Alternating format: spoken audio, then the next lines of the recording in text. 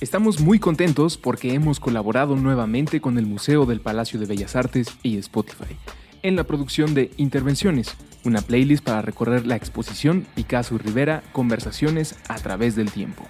Intervenciones es una lista de canciones intercaladas por producciones originales de Puentes que dan vida a un nuevo formato narrativo para visitar las exposiciones del museo. En tus audífonos podrás escuchar una selección musical inspirada en la relación de Picasso y Rivera, acompañada por las anécdotas de sus encuentros y desencuentros. Busca y descarga la playlist en Spotify dentro del Museo del Palacio de Bellas Artes y escúchala durante tu visita. Recuerda que puedes encontrar nuestras producciones originales en Spotify. Búscanos como Puentes MX.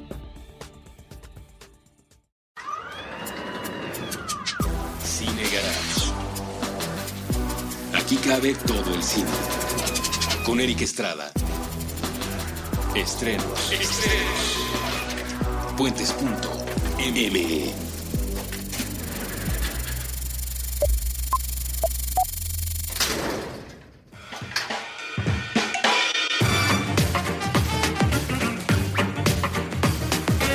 Hola, muy buenas, yo soy Eric Estrada, vamos a iniciar un episodio más de Cine Garage en Puentes y vamos a hablar de una película que sí muchos hemos estado esperando desde hace varios años. Yo creo que desde que comenzaron esta trilogía se supo desde un principio que esto se iba a tratar de una trilogía, hablo del Planeta de los Simios, desde que vimos la primera parte.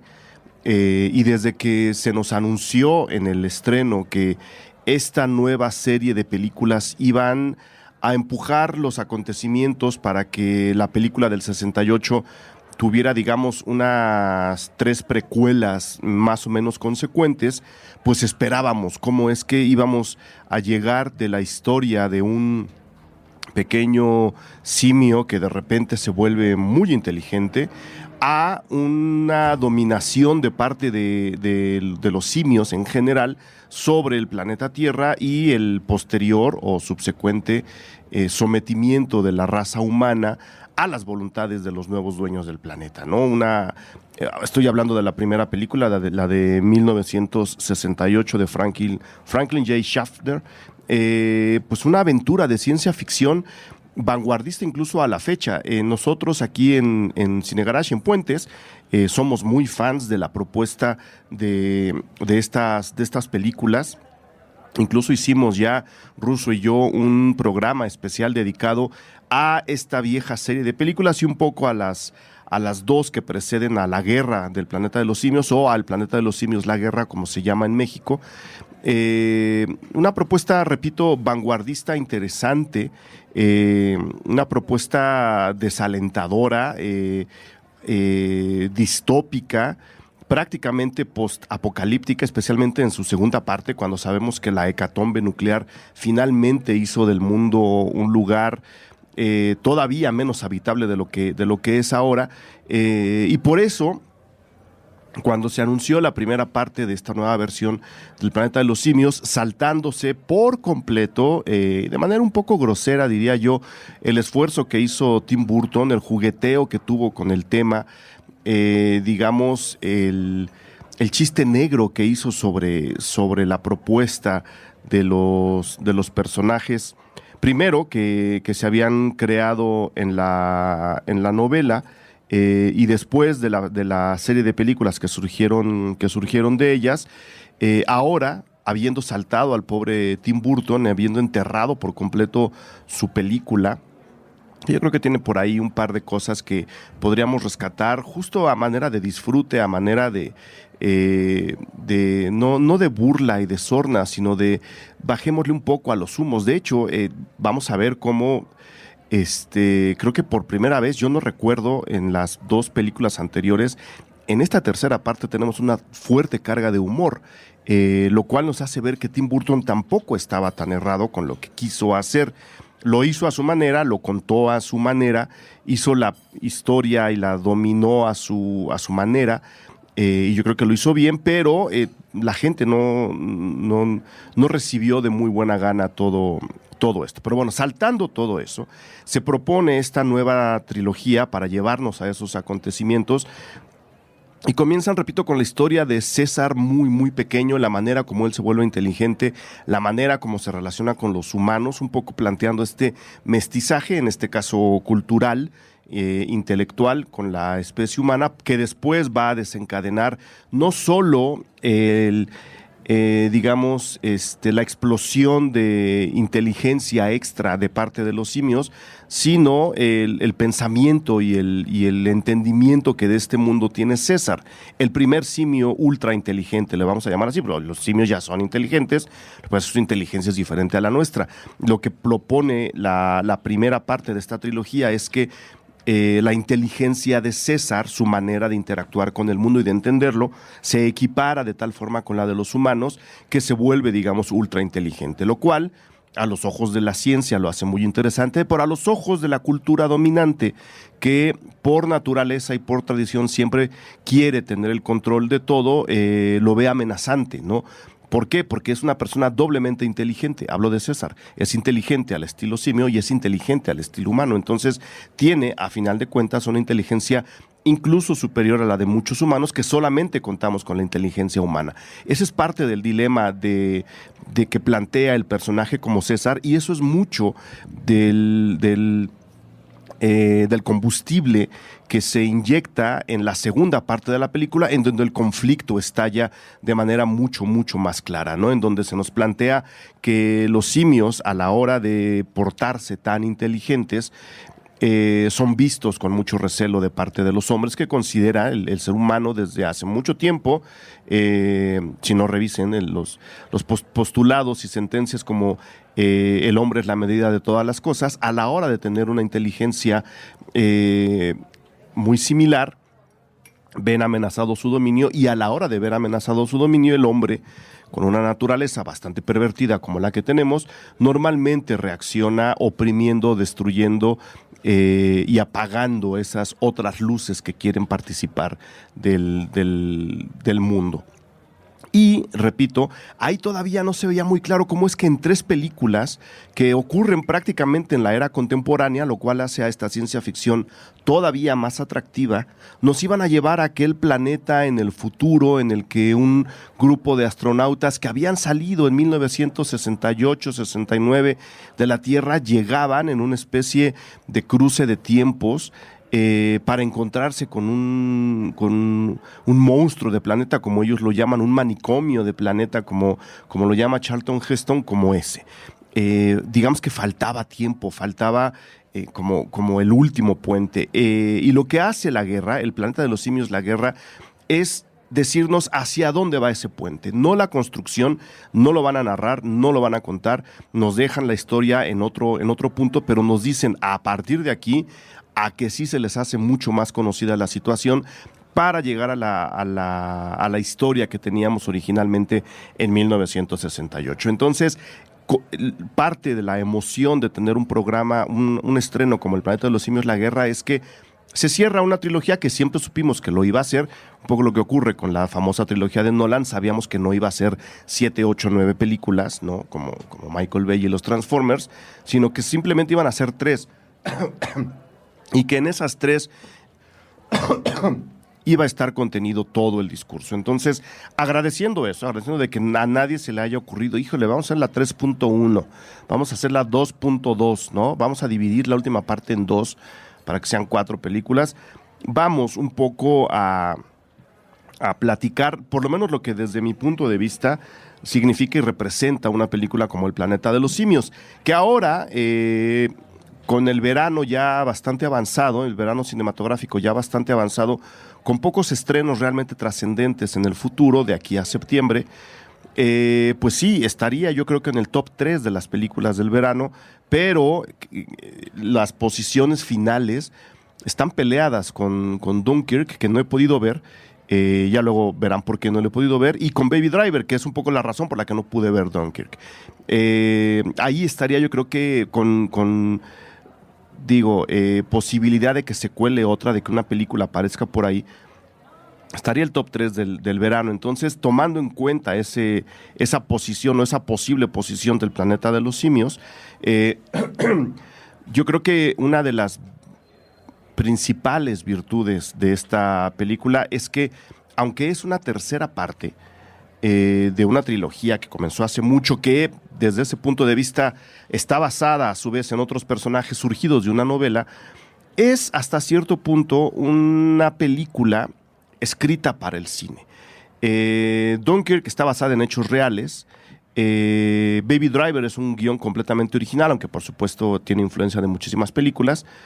Pero esta película, con todo y eso, con todo y que tenemos a los Transformers a un lado, a mi villano favorito al otro, que también son secuelas, es una película hecha para el cine. Lo que les explicaba un poco hace rato, se decide saltarse a Burton, escribir de nuevo la precuela, y sí están los personajes, y sí están algunos nombres, muchas situaciones, sabemos a dónde tenemos que llegar, pero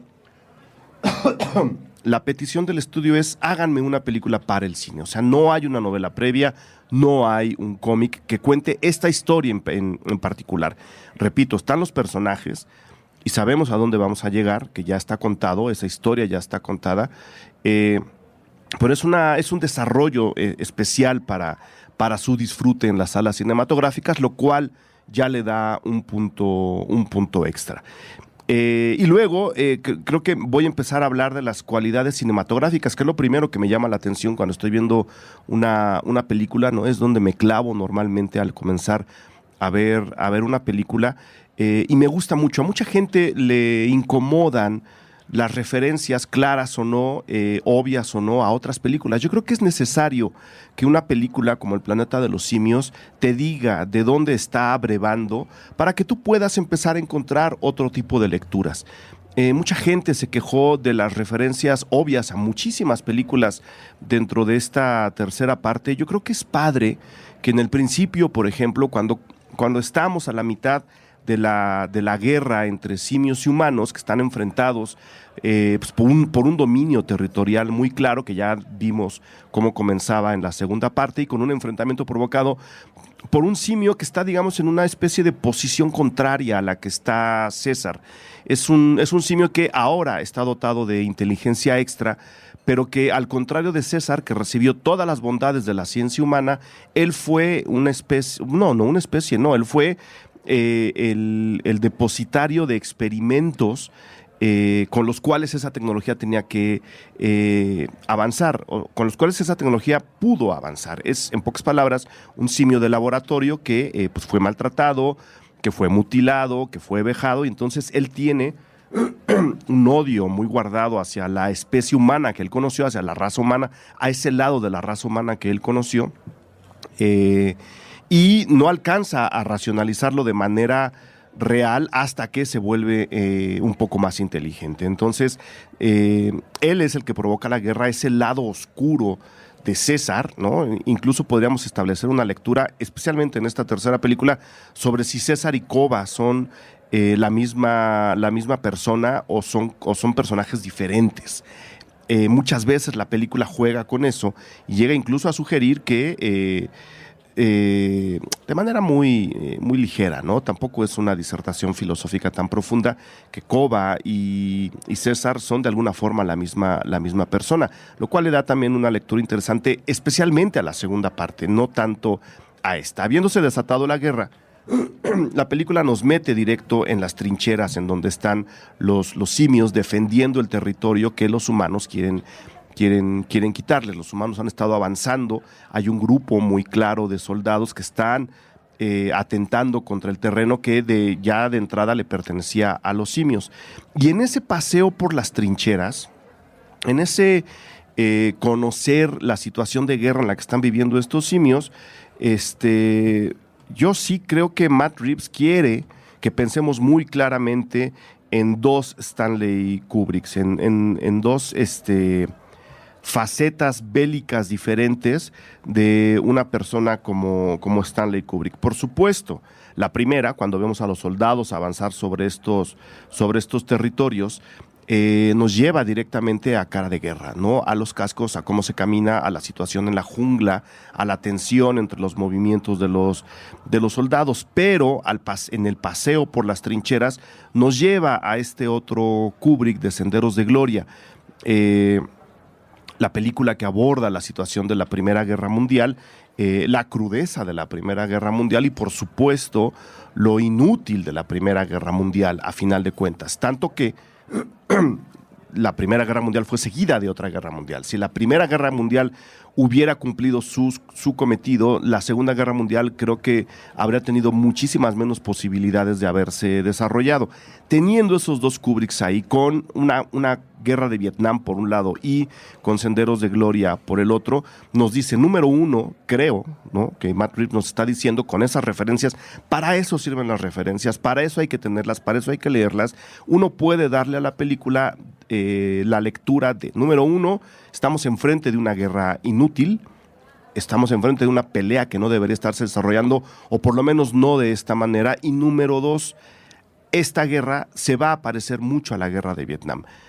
¿Por qué? Porque además, más adelante en la película, el propio Reeves desvía su historia y nos mete directamente en la historia de Apocalipsis ahora de Francis Ford Coppola. Otra vez la guerra de Vietnam. Ahora les explico por qué. Esas referencias creo que son importantes, esas referencias y muchas otras están ahí y no creo que deban ser despreciadas o señaladas sobre Matt Reeves. Hombre, nadie está inventando el hilo negro, todo lo contrario, todo mundo está utilizando las palancas que tiene para poder contar su historia y con ese planteamiento visual, por lo menos, Matt Reeves nos dice, puede ir por acá, fíjense en esto.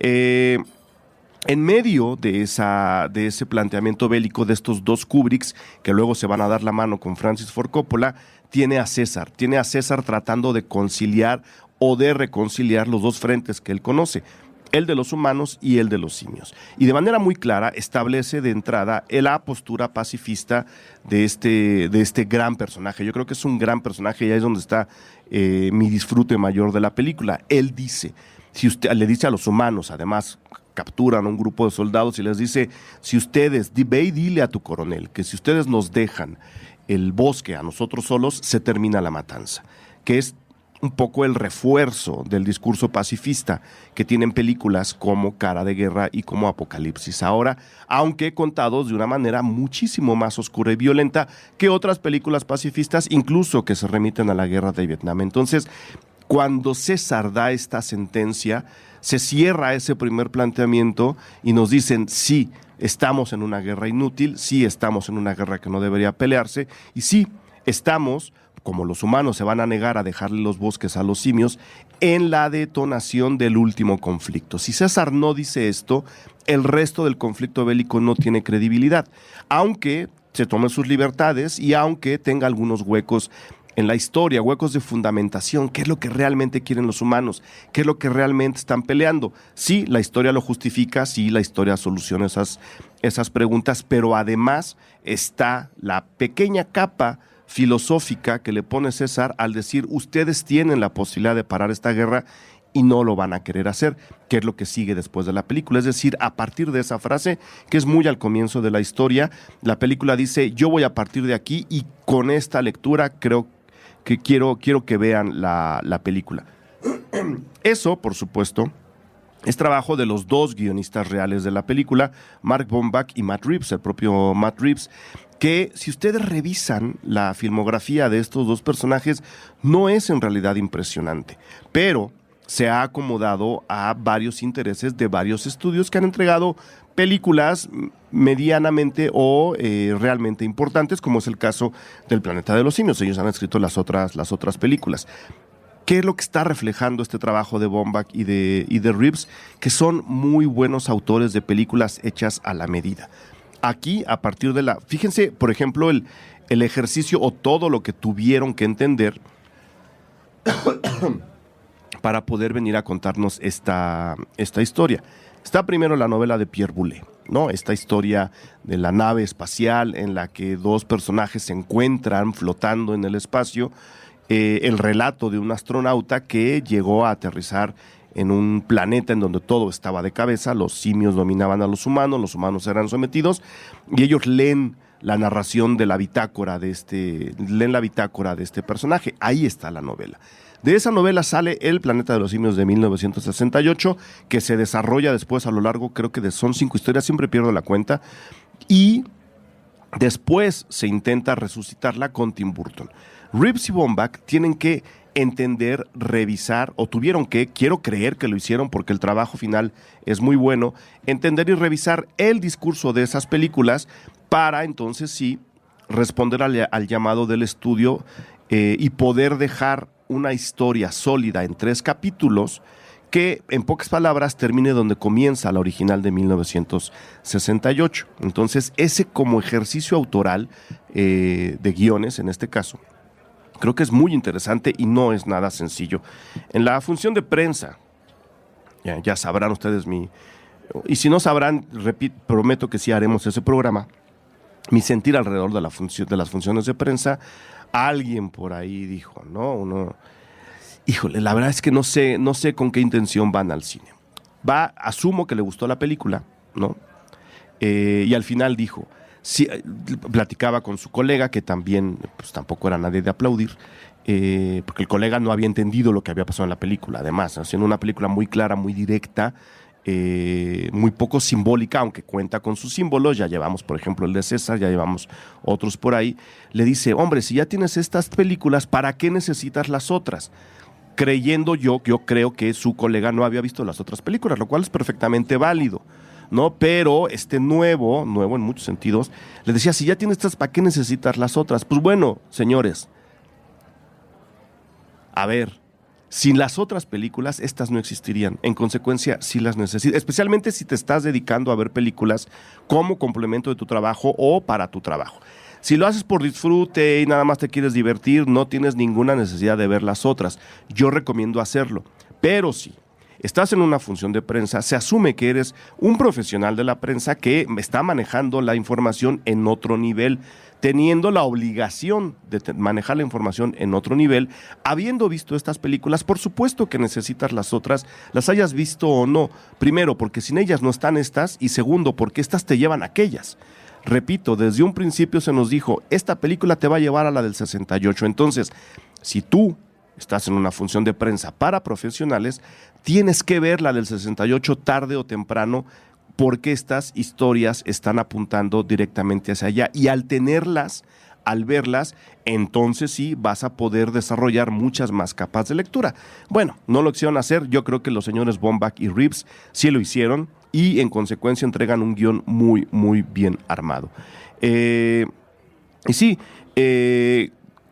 teniendo el cometido de llevarnos a la película del 68, la película, esta historia tiene sí todos los caminos que nos van llevando poco a poco a esos territorios. El paso al desierto, por ejemplo, ¿no? Sabemos hasta ahora que el grupo de simios inteligentes, o por lo menos el único que conocemos, no sabemos si hay más brotes de simios inteligentes en la Tierra, pero estamos siguiendo a desde hace 2 películas. Viven en los bosques de California, en los bosques húmedos de California, están muy contentos hasta que todo el desastre comienza. Pero la pregunta es, ¿por qué los simios que conocimos en la película del 68, para que vean, porque sí las necesitamos, vivían en un planeta pues mucho más desértico? ¿Qué fue lo que pasó? La primera explicación es la detonación de una bomba nuclear o de varias bombas nucleares. Aquí en la película en algún momento nos dicen que los simios pueden migrar para tratar de sortear y de pasar al lado de la guerra que se está desarrollando en ese territorio. Un par de simios aventureros, ¿no? Un par que se van de vanguardia por ahí. El hijo de César está entre ellos. Le dicen a los demás, hay un desierto detrás de aquellas montañas y podemos movernos hacia allá. Es una zona mucho más pacífica, es una zona lejana. Recordemos que la especie humana ha sido fuertemente diezmada y se nos sugiere que en algún momento los simios pueden llegar a migrar hacia ese desierto o hacia algún desierto, o por lo menos hacia el otro lado de las montañas rocallosas, que es donde se desarrolla la película de 1968 y todas las demás. Número 1. Número 2, los sonidos. Si ustedes se fijan, tanto la música como muchos sonidos de la película, los cuernos que soplan por ahí, muchos de los gritos de los propios simios, algunos subrayados musicales, nos llevan directamente, ahora sí, y apuntan de manera muy clara a cómo se escuchaban las películas del 68 en adelante. Hay sonidos muy característicos, la banda sonora también es muy identificable y todo el trabajo de sonido que tenemos aquí se remite directamente a eso. Está queriendo sonar como aquello para que el candado se empiece a cerrar y nosotros sepamos que, o confirmemos, que efectivamente este es el último capítulo de esta historia, pero que está directamente vinculado con el siguiente, y se me hizo un ejercicio muy bonito, muy divertido sobre todo, ¿no? Ese tipo de referencias luego lo hacen sonreír a uno. Y luego está, por supuesto, el asunto de la historia. Tenemos ya a Cornelius, el hijo de César, aquí muy pequeño en la historia, en un papel importante, pero muy disminuido, es un personaje infante. Y Cornelius es una parte determinante de lo que ocurre en la película en el 68. Sea o no sea el mismo, ¿no? Simplemente llamándose igual, también ahí hay otra cuerda tendida hacia el barco de enfrente. Se nos presenta a un personaje humano, una niña, que la pueden ver en los pósters, ¿no? La pueden ver en los avances, no les estoy diciendo nada que les eche a perder la experiencia, a la cual se nos empieza a relacionar con Nova, el personaje que Charlton Heston, el personaje femenino, conoce en la película de 1968. Ya van a ver cómo lo hacen. Además, el juego es muy bonito, es muy divertido, ¿no? Sobre todo. ¿Es la misma, o es la madre de, o es la abuela de, o es la tatarabuela o la bisabuela de? No lo sabemos, no se los voy a decir, pero el nombre aparece, ¿no? Ya está ahí el personaje. Y esta película empieza poco a poco a iluminar a la del 68 para, repito, cerrar el candado.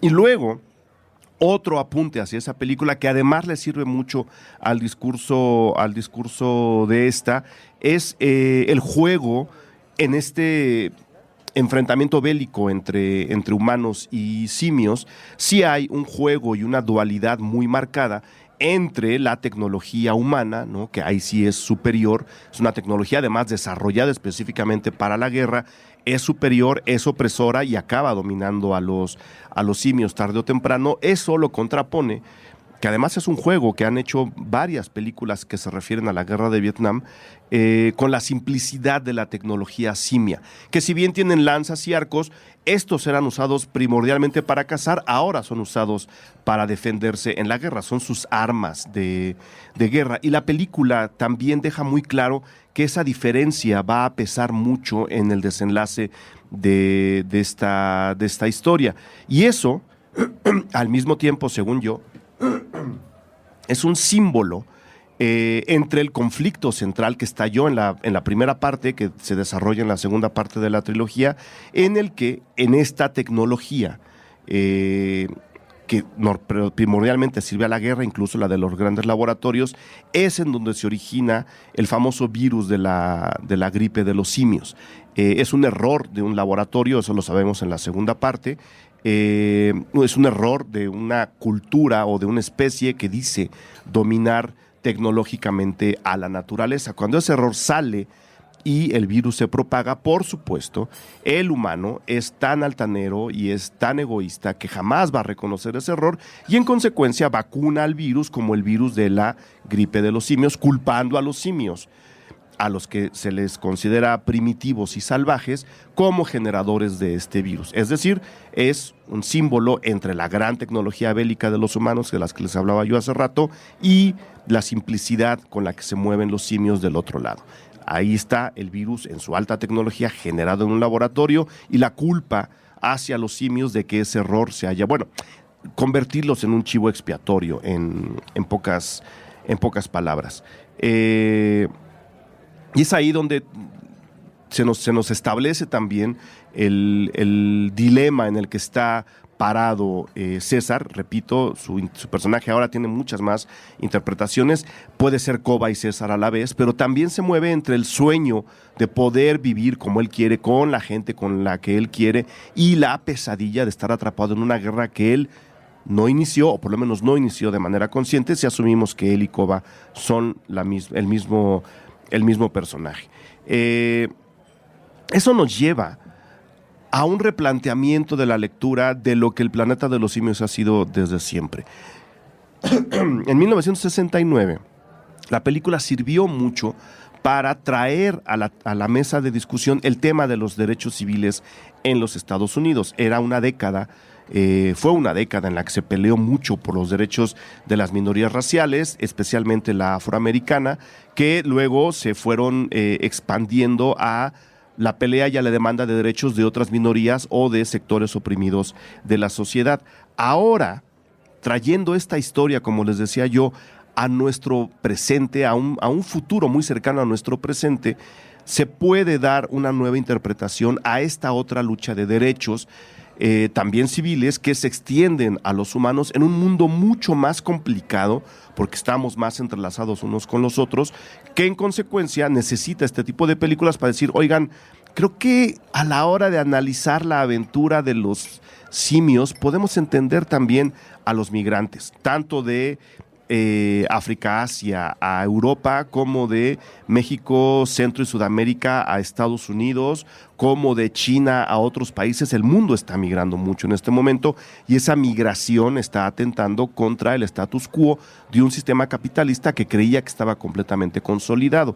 ¿Qué tal que si a través de los simios leemos un poco la situación de los migrantes, ¿no? de las minorías oprimidas, de cómo cuando llegan a otros países se les esclaviza, se les somete, se les veja, se les vuelve esclavos de una manera velada, asumiéndolos en un sistema incapaz de generar riqueza para todos. Bueno, incapaz de repartir riqueza a todos, porque de generar, claro que la genera, y a quienes normalmente, migrantes, minorías,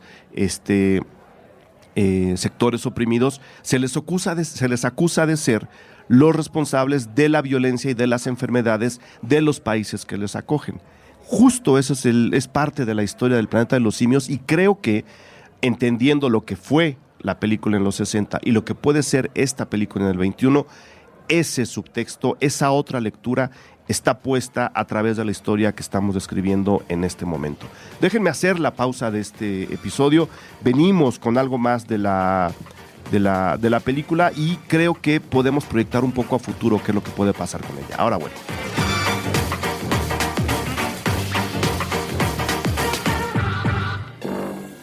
Puentes.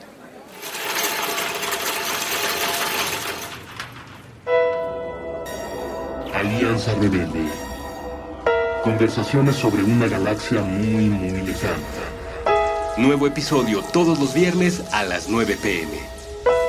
Con Julio Martínez Ríos, Boludo y Russo. Puentes.ml.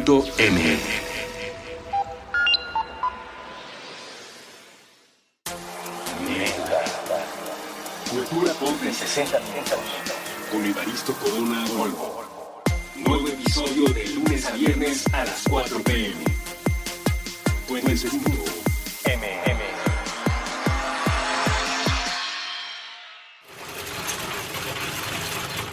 Puentes. Muy bien, estoy de regreso.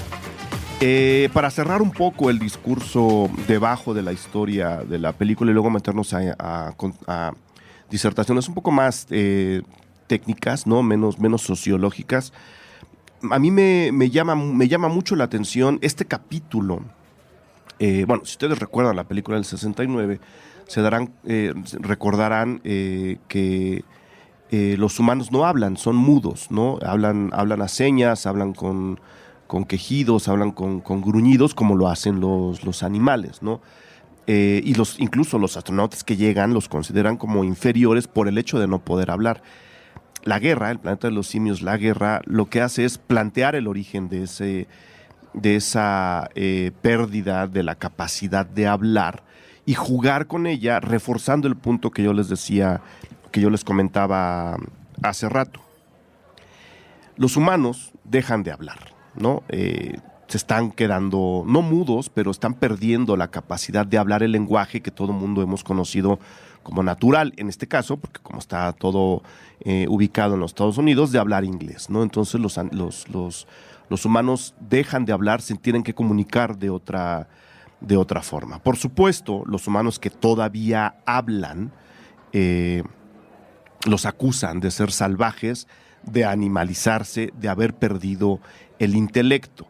Y ahí, en esa grieta, encontré yo otra lectura sobre el lenguaje, sobre la diferencia de lenguajes, sobre lo animal y lo intelectual, lo racional y lo emocional. De hecho, el personaje de Woody Harrelson se pasa toda la película acusando a César de ser muy emocional, ¿no? De ser muy poco racional, de dejarse llevar por la víscera, tratando de acusarlo desde ahí y de pintarlo como una bestia que no puede controlar sus emociones ni sus instintos, que es una acusación ya muy pasada de moda, que es una acusación que luego incluso se dirige también a otras minorías, ¿no? Claro, ¿cómo no va a llorar si es homosexual, por ejemplo?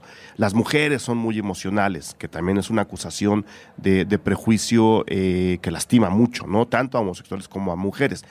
Se supone desde esta lógica que el hombre es capaz de dominar sus emociones, es capaz de llevar a la razón por delante y de conseguir sus metas. Pues bueno, ahí acomoden a este coronel que interpreta muy bien Woody Harrelson, un gran villano a la Marlon Brando, que acusa todo el tiempo a César, su antagonista, de ser muy emocional.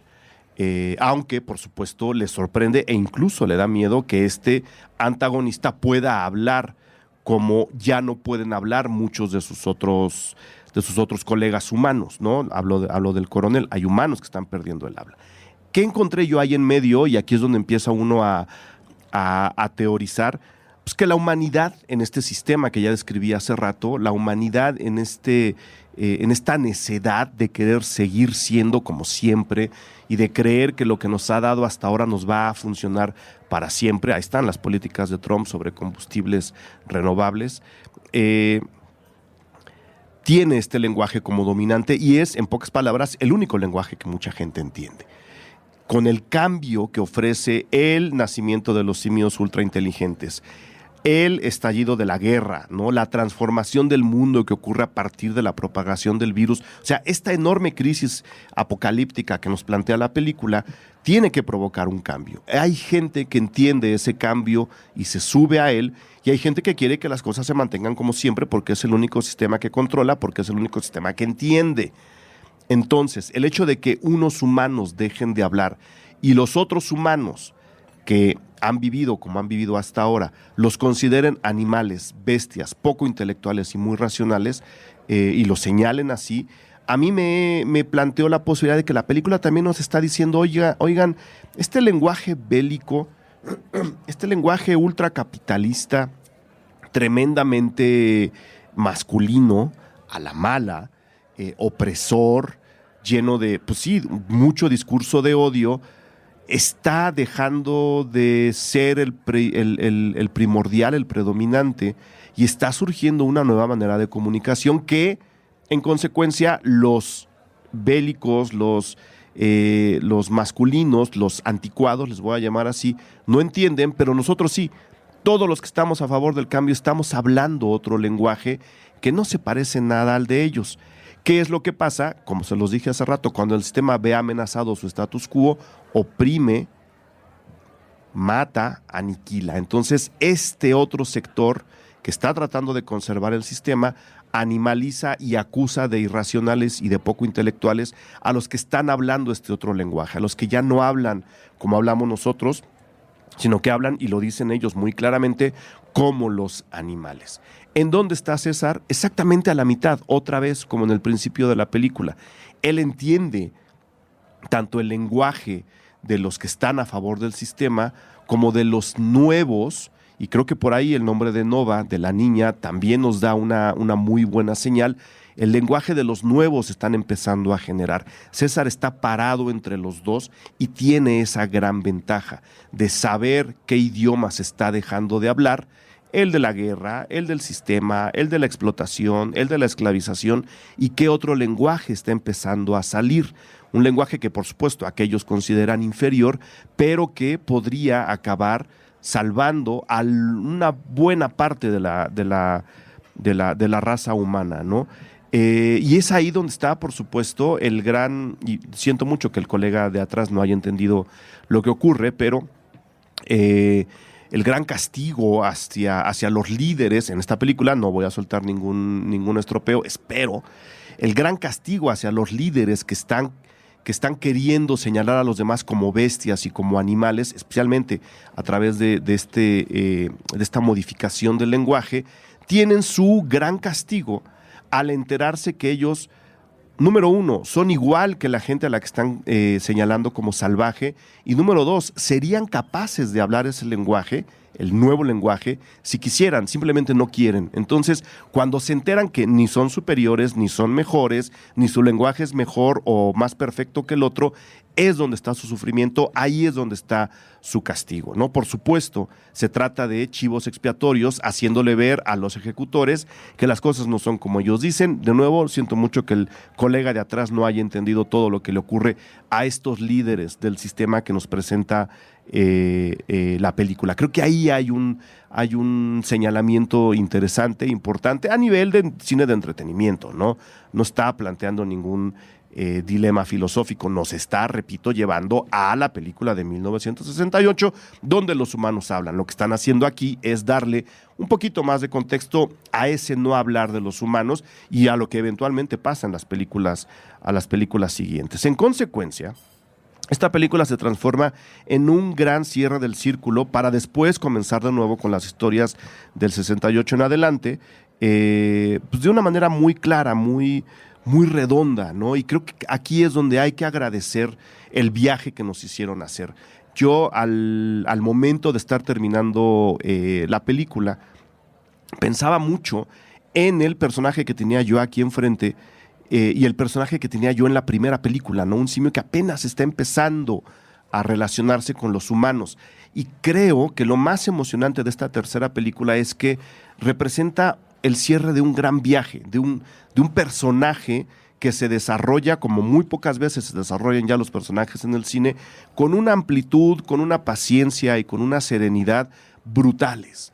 Y creo que eso hay que agradecerlo, ver la transformación del personaje y por supuesto conocer esta historia en la que se embarca de manera casi involuntaria, buscando su propio ser y encontrándolo, a veces de manera trágica, a veces no, como lo han encontrado personajes importantes en otras películas, en otras obras de teatro y en novelas. O sea, sí creo que aún siendo una película meramente de entretenimiento, el viaje que nos hizo hacer cierra aquí de una manera muy emocionante y hay que recordar todo lo que hemos vivido durante esta película mientras la ven, mientras están sentados frente a la guerra, para que se den cuenta cómo el cine todavía puede comunicar muchísimas emociones que le creíamos perdidas, además, ¿no? Con películas mucho más insulsas, con películas muchísimo más planas, con películas 20 veces más transparentes. Lo padre de este cierre de ciclo es que sí es un mensaje de amor al cine de entretenimiento, sí es un mensaje es un llamado a escuchar historias de parte de gente que quiere contar historias. No es nada más dejemos que los simios y los humanos se maten y se aniquilen y que hayan 20 explosiones en la pantalla y que la gente salga hinchada de palomitas. No, están tratando de contar una historia con varias capas de lectura, bien armada, humana, sensible, redonda, emocionante y efectiva. Y eso cada vez lo veía yo más perdido en el cine y aquí recuperé mucha de la esperanza para que este cine de entretenimiento recupere el nivel que alguna vez tuvo y nos empiecen a quitar por fin películas llenas de paja, llenas de movimientos de cámara que no nos llevan a ningún lado. La cámara aquí es realmente alucinante, entonces fíjense en esa parte de la película. El humor. ¿Qué pasa en el humor? Se los mencionaba yo al comienzo de este episodio. No es el humor de Tim Burton, por supuesto, pero se incluye a un personaje con lo oscura que es esta conclusión, ¿no? Sabiendo que estamos enfrentados en una guerra inútil, en una guerra prácticamente perdida, en una guerra entre gran tecnología y simpleza, en una guerra entre un lenguaje y el otro, sabiendo que uno tiene que ganar. No sabemos todavía cómo va a ocurrir, aunque tenemos idea que a dónde vamos a llegar. Creo que el humor que se le incluya a través del personaje llamado Bad Ape ayuda a nivelar las cosas. primero nos ahorra muchas explicaciones de muchas situaciones dentro de la película que la habrían alargado inútilmente. Y número 2, sí alcanza como a refrescar, sin volverse bobalicona, sin volverse una película de chiste fácil. Tenemos ahí un elemento de humor que acaba iluminando algunos de los túneles en los que nos mete la película de una manera ligera, sencilla, sin grandes aspavientos. Y creo que eso se agradece. Es un personaje importante, podríamos decir que sí, especialmente porque le ayuda a la narración a aceitar ciertos pasajes. Quizá en la historia el personaje de Bad Ape no sea tan determinante como los demás, que sí ahí está muy bien ejecutado el coro, ¿no? Cada uno tiene su función, las cumplen, a veces sin el líder. Sí hay un líder supremo que es César, pero no es el único que toma las decisiones, aunque hay mucha gente inspirándose en él. O sea, es una película que construye muy bien esa figura de ese líder, ¿no?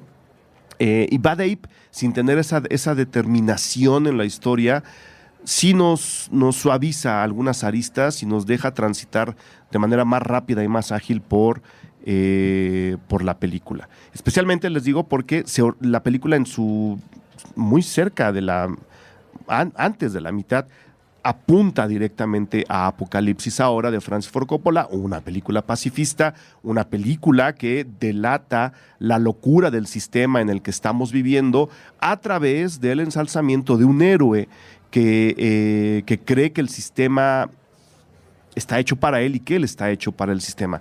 Basta recordar los discursos y las disertaciones de Marlon Brando en La Gran Apocalipsis, meter el símil con lo que está haciendo aquí Matt Reeves en El Planeta de los Simios, la guerra, para tratar de entender qué tipo de manicomio está queriendo retratar Matt Reeves sin ser evidente, sin meternos de lleno a la iconografía de Apocalipsis Ahora, jalando los elementos necesarios. Van a ver por ahí un par de leyendas pintadas en las paredes de esta película que no podrían ser más claras. Están haciéndonos pensar en Apocalipsis Ahora, en el gran señalamiento que Francis Ford Coppola dijo: este sistema está mal, este sistema ocasionó esta guerra en este país que no tiene la tecnología para enfrentarnos. Este sistema está generando locura, este sistema está generando radicalismo, este sistema no está hecho para este mundo, tiene que ser cuestionado, tiene que ser derrumbado.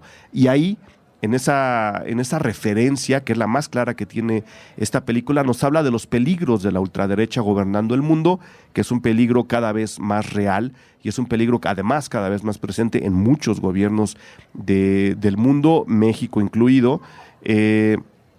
Es una película que a través de eso nos dice: las cruzadas que creíamos ya sobrepasadas siguen presentes, ¿no? Las guerras santas están ahí, el mundo es muy convulso y creemos que es parte, en parte es culpa de las radicalizaciones. Y esos señalamientos a Apocalipsis, que de nuevo a mucha gente le molestaron, a mí me sirvieron para decir: claro, la película sí está hablando de los derechos civiles y está hablando de los derechos civiles y de los peligros de que este sistema siga siendo considerado como el único o como el necesario para salir de un mundo en crisis como el que estamos viviendo. Entonces, ojo, si pueden revisar Apocalipsis, sí, da igual, antes o después, no estaría mal. Si no la han visto, la verdad se las recomiendo. Si ya la han visto, es una película que hay que ver por lo menos una vez cada año, entonces no les va a hacer mal. Revisen Apocalipsis Ahora, comparen con lo que ocurre en El Planeta de los Simios y van a ver cómo sí hay un señalamiento muy claro y muy directo hacia no a la radicalización de los discursos, no a la ultraderecha, no al conservadurismo, no a la Guerra Santa, por supuesto, no a la guerra ni a la militarización. Mis dos últimas consideraciones sobre esta película: la tecnología para realizarla, o sea, la tecnología que hace posible que veamos lo que vemos en esta película, está al servicio de la historia y no al revés. Es decir, no estamos en una película de Transformers, no estamos en una película de los Avengers, no estamos en una película en donde la tecnología está hecha para nublarnos el raciocinio frente a la propuesta y olvidarnos de que hay una historia. Todo lo contrario, hay una historia que se está cobijando en las posibilidades tecnológicas para el cine de este momento, las está llevando al límite y con ello está contando varias anécdotas que ya más o menos les describí. Eso se agradece muchísimo. Es lo que está haciendo Steven Spielberg desde hace muchos años. Es lo que James Cameron también ha estado haciendo, aunque con historias menos interesantes, según yo, y es lo que Zack Snyder y Michael Bay no han entendido que se tiene que hacer con la tecnología. Esto es usar la tecnología al servicio de la historia y no al revés. La última consideración tiene que ser, por supuesto, al señor Andy Serkis. Es un actor que se ha especializado en el motion caption, el sistema a través del cual él puede actuar a un personaje que después va a ser retocado digitalmente para verse prácticamente como quien sea que esté haciendo la película quiere que se vea. Es un sistema de actuación, yo creo, que se ha ido desarrollando a la par de la tecnología que hace posible los personajes que las películas quieren, en donde Andy Serkis ya es un especialista, ya es un maestro de cómo se actúa y cómo se hacen las cosas. Fíjense en los ojos de los simios, fíjense en los movimientos, en la gesticulación. Andy Serkis sí está actuando con la voz, pero recordemos que César no es un simio que, aunque habla, pueda soltar enormes discursos como los que sí suelta Marlon Brando en Apocalipsis ahora.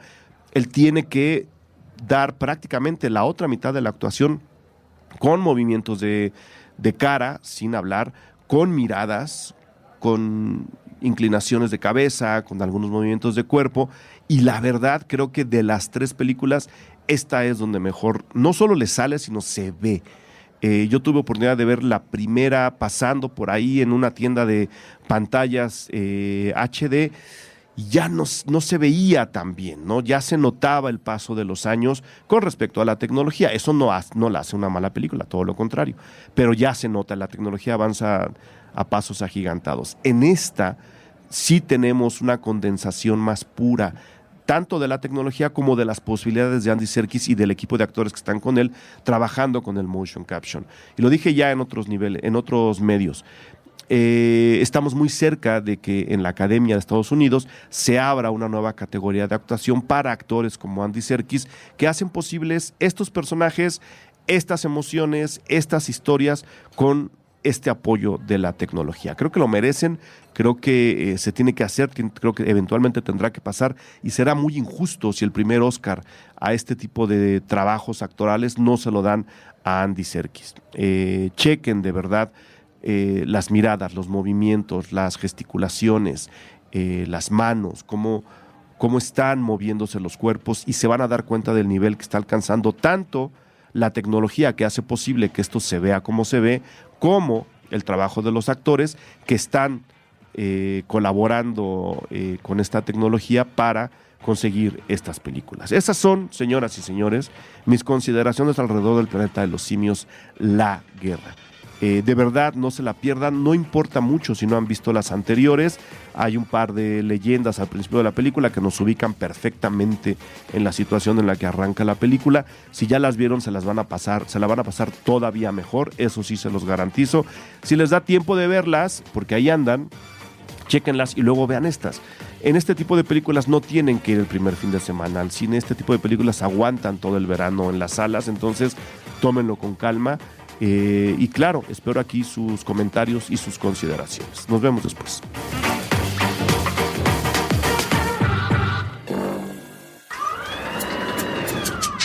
Cine Garage. Aquí cabe todo el cine. Con Eric Estrada. Estrenos. Puentes.me